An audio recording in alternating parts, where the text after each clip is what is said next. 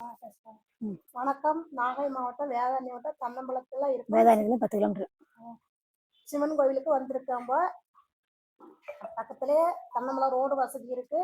கோவிலுக்கு ஏற்றாவே ரோடு இருக்கு. இந்த ரோடு வந்து பைக்கு, காரு எல்லாமே நிறுத்தலாம். எந்த விதமான பிரச்சனையும் உங்களுக்கு கிடையாது. ஏன்னா பயப்பட வேண்டியில்லை. நீங்க ரொம்ப காட்டுக்குள்ள இருக்க கோவில் அப்படின்னா பயப்பட வேண்டிய.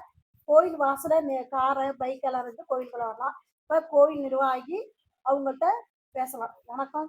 வணக்கம்மா. உங்க பேர் என்ன? உஷாராணி தர்மலிங்கம். உஷாராணி தர்மலிங்கம். நீங்க வந்து இந்த கோவில் வச்சு நடத்துறீங்க. இதுக்கு முன்னாடி ஏதாச்சும் வேலைகளா இருந்தீங்களா இல்ல கோவிலுக்கானே மட்டுமே இருக்கீங்களா? நான் ஏற்கனவே 2 முறை கவுன்சிலரா இருந்திருக்கேன். அப்படியா? ரொம்ப சந்தோஷம். ஒன்றிய கவுன்சிலர். இந்த கோயிலை வந்து 15 வருஷமா எடுத்து பண்ணிட்டு இருக்கோம். அந்த கோயில் வந்து சிதில் அடைஞ்சு காட்டுக்குள்ள கிடந்துச்சு. இப்ப சாமி சிவலிங்கம் வந்து உங்கள்கிட்ட வந்து கனவுல இருந்து பேசினாங்களா இல்ல நீங்களா எடுத்து பண்ணணும் அப்படிங்கிற ஒரு தீர்மானத்துக்கு வந்தீங்களா? நானா எடுத்து பண்ணணும் வந்தேன்னா ஒரு தடவை எலெக்ஷன்ல இருந்து தோத்து போயிட்டேன். தோத்து போனப்ப விரக்தியில உட்காந்துருக்கும் போது ஒரு 2 பேர் நம்ம வீட்டுக்கு வேலை செய்யறவங்க, அது நம்ம சொந்தக்காரவங்க தான். ஒருத்தவங்க நாகோவில், ஒருத்தவங்க மங்கை தரிசி. அவங்க 2 பேரும் சொல்லுவாங்க, இந்த ஊர்ல வந்து செலவு பண்ணிட்டு இப்படி மனசு உடஞ்சி இருக்கத்த இந்த கோயில் எடுத்து பண்ணலாமே அப்படின்னு சொன்னாங்க. அப்போ சொன்னோடனே நான் வந்து பார்த்தேன். 2011 11ஆவது மாதம் தான் வந்து பார்த்தேன். பார்க்கும்போது ஒரு காட்டுக்குள்ளே கிடந்துச்சு. காட்டுக்குள்ளே சிவனை மட்டும் கிடந்துச்சு. அதை எடுத்து என்ன பண்ணலாம் அப்படின்னு ஒரு நமக்கு சொந்தக்காரங்கள்ட்ட ஒருத்தர் கேட்டேன்.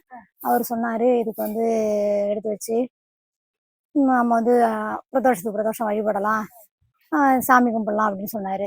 சரின்னு ஒரு சார் இருந்தாங்க, ஆர்வம் சார் இருந்தாங்க. அவங்கள போய் அழைச்சிட்டு வந்து ஒரு 10 பேர் லேடிஸாக சேர்ந்து ஒரு 10 பேர் இங்கே உள்ளவங்கள எல்லாருமே சேர்ந்து அதை தூக்கி வச்சு இந்த சாரை தான் அபிஷேகம் பண்ண சொல்லி கொஞ்சம் சக்கரை பொங்கல் பொங்கி வச்சுக்க பண்ணோம். அதுக்கு பிறகு நீங்கள் என்ன பண்ணலாம் அப்படிங்கிறது எல்லார்ட்டையும் கலந்து ஆலோசனை பண்ணேன். அப்போ வந்து அதுக்கு கொட்டாய் எதுவுமே ஒரு சீட்டு கிட்ட எதுவுமே இல்லை, காட்டுக்குள்ளே நடந்ததுனால அதை தூக்கி வச்சு ஒரு கொட்டாயை கட்டி வச்சு பிரதோஷ வழிபாடுன்னு பண்ணோம். சரி, இதெல்லாம் இப்படி பண்றது நம்மளால முடியுமா அப்படின்னு யோசிச்சிங்களா? முடியுமா? பணம் இருக்குமா? நம்ம இவ்வளவு பண்ணணுமே அப்படிங்கறதெல்லாம் அதுக்கெல்லாம் என்ன பண்றதுன்னு யோசிச்சுங்கல்ல? யோசிக்கலாம் இல்ல, ஒரு விளையாட்டு பிள்ளையா ஆரம்பிச்சு இந்த அளவுக்கு பெரிய கோவிலா கும்பாபிஷேகம் பண்ணி விளையாட்டு பிள்ளையா ஆரம்பிச்சு வந்து கோயிலை கட்டணும் அப்படின்னு சொல்லி 15 வருஷம் போராட்டம். இதுல வந்து ஏற்கனவே கல்லு முகூர்த்தம் பண்ணோம். அதுல ஒரு சின்ன தடங்கள் வந்துச்சு. அந்த இடத்த நிறைவிட்டோம். அதுக்கு பிறகு கடுமையான கஷ்டம் எல்லாமே வந்துச்சு. எங்க வீட்டுக்காரர் வந்து 2வது தரம் கல்லு முகூர்த்தம் பண்ணோம். 2வது கல்லு முகூர்த்தம் பண்ணப்ப எங்க வீட்டுக்காரவங்க வந்து பக்கவாதம் வந்துட்டு, பக்கவாதம் வந்தோடனே எல்லாரும் ஒரு மக்கள்லாம் சொன்னாங்க, நீ கோயில் எடுத்து கட்டுறதுனாலதான் இது மாதிரி ஆயிடுச்சுன்னாங்க. ஆனா இன்னைக்கு என் புருஷனை காப்பாத்தினது வீட்டுக்காரர் காப்பாத்தினது வந்து அந்த சிவபெருமான் தான். எல்லாருமே வந்து சொன்னாங்க, நீ அந்த கோயிலுக்கு போனதுனாலதான் உனக்கு இது மாதிரி ஆயிடுச்சு அப்படின்னாங்க. அதெல்லாம் எதுவுமே இல்லை, என்ன வேணா சாவ சொல்லுங்க சாவுறேன், அந்த கோயிலை கட்டணும்னு சொன்னா நான் செத்துக்குதான் அப்படின்னு சொன்னேன்.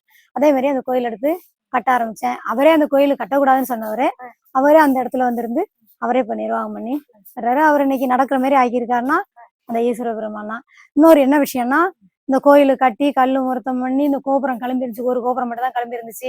எனக்கு கடுமையான பிரச்சனை, ஒரு கேஸு போக்குறதுக்கு எல்லாமே வந்துச்சு. அப்போ ஒரு மன உளைச்சல் இருக்கும்போது ஒரு பையன் வந்து சொன்னாரு, மறையாள் வந்து சொன்னாரு, இந்த மாதிரி ஏதோ ஒரு தடங்கள் இருக்கு, இந்த சாமி என்ன சாமின்னு கண்டுபிடிக்கணும், நீங்க கரூர் போய் கண்டுபிடிச்சிட்டு வாங்க அப்படின்னு சொன்னாரு.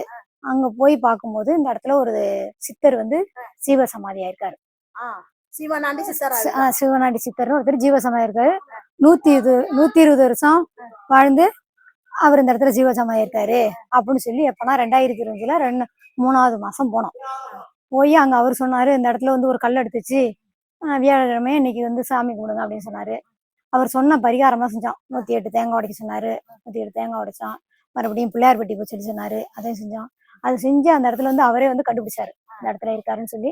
அவரை கண்டுபிடிச்சி கோயில் வேலை ஆரம்பிச்சது பிறகுதான் இவ்வளவு சாமியுமே உருவானுச்சு. அந்த சித்தர் வந்து இன்னொரு என்ன விஷயம்னா, அந்த சித்தர் வந்து எங்க வீட்டுக்காரர் மேலேயே வர ஆரம்பிச்சுட்டாரு. இப்ப இவ்வளோ இது செய்யறீங்க.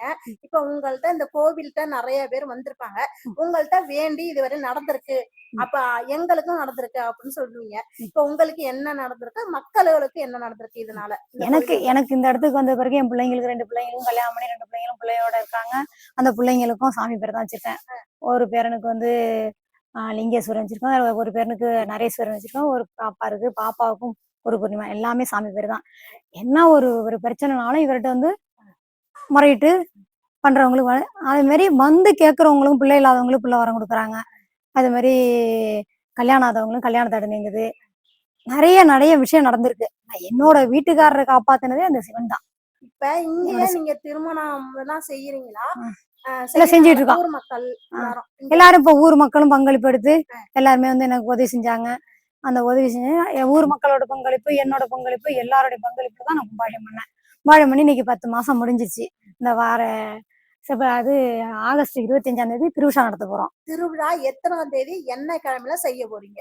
ஆகஸ்ட் 25ஆம் தேதி ஆவணி 8 காலையில 10:30 மணிக்கு யாகசாலை ஆரம்பிச்சு மத்தியானம் அன்னதானம் முடிஞ்சு மாலை 5 மணி அளவு முளைப்பாரி எடுக்கிறது.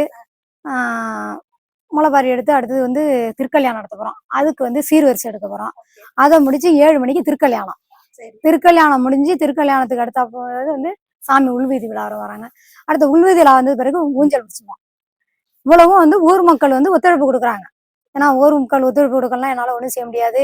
ஏன்னா நான் வந்து ஒண்டியமா செய்யக்கூடாது, ஊர் மக்கள் ஒத்துழைப்போட செய்யணும்னு சொல்லி தான் எல்லார்ட்டையும் மடியேந்தி இந்த கோயிலை கட்டியிருக்கேன். இன்னமும் வந்து மடப்பள்ளி கட்டாம இருக்க இன்னொரு என்ன விஷயம்னா, இந்த 11 மாசமா எங்க வீட்டுக்காரர் கோயில்ல இருந்து வீட்டுக்கு வர மாட்டேங்கிறாரு. ஏன்னாக்கா நான் அங்க வந்து என்னால இருக்க முடியல, எனக்கு இங்க இருந்தாதான் நிம்மதி அப்படின்னு சொல்லிட்டு இங்கேயே இருக்காரு.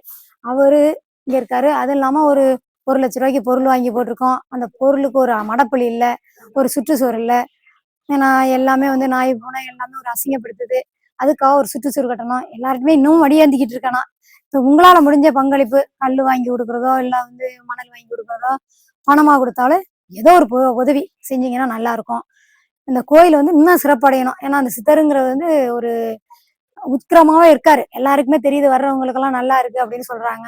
அதனால நீங்களும் எல்லாரும் உதவி செய்யுங்க. நன்றி, வணக்கம். வணக்கம். இது வந்து நம்மளோட உரையாடி சித்தமத்துக்கு நன்றி. இந்த சிவனோட அருளும் ஆசையும் கிடைக்கட்டும். உங்களோட பங்களிப்பும் நீங்கள் தயவு செய்து கொடுக்கவும். சிவன் கோவிலுக்கு. வணக்கம்.